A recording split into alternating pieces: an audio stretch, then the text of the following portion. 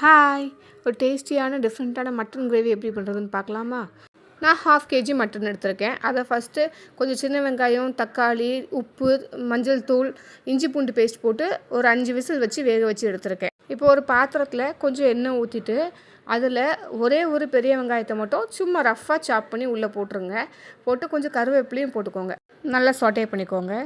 இப்போ அதில் நம்ம கொஞ்சம் ஸ்பைசஸ் ஆட் பண்ண போகிறோம். அதாவது 1 டீஸ்பூன் பெப்பர், 1/2 டீஸ்பூன் சீரகம், 1/4 டீஸ்பூன் சோம்பு. இதை ஒரு மிக்ஸ் பண்ணிவிட்டு இது கூடவே ஒரு துண்டு பட்டை, 3 கிராம்பு, ஒரு ஏலக்காய் மட்டும் போட்டு நல்லா குயிக்காக சாட்டே பண்ணிக்கோங்க. அவ்வளோதான். அது சைடில் ஆற வச்சுருங்க.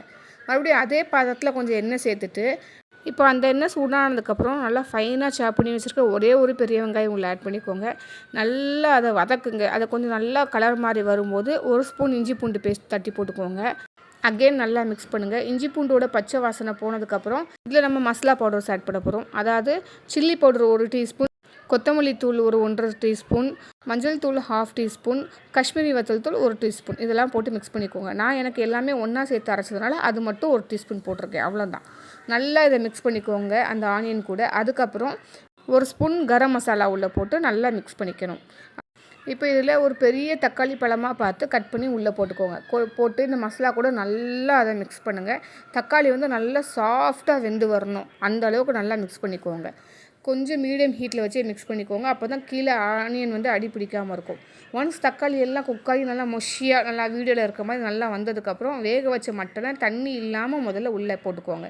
பீசஸ் மட்டும் எடுத்து உள்ளே போடுங்க. போட்டு நல்லா அந்த மசாலாவில் ஒரு பெரட்டுங்க.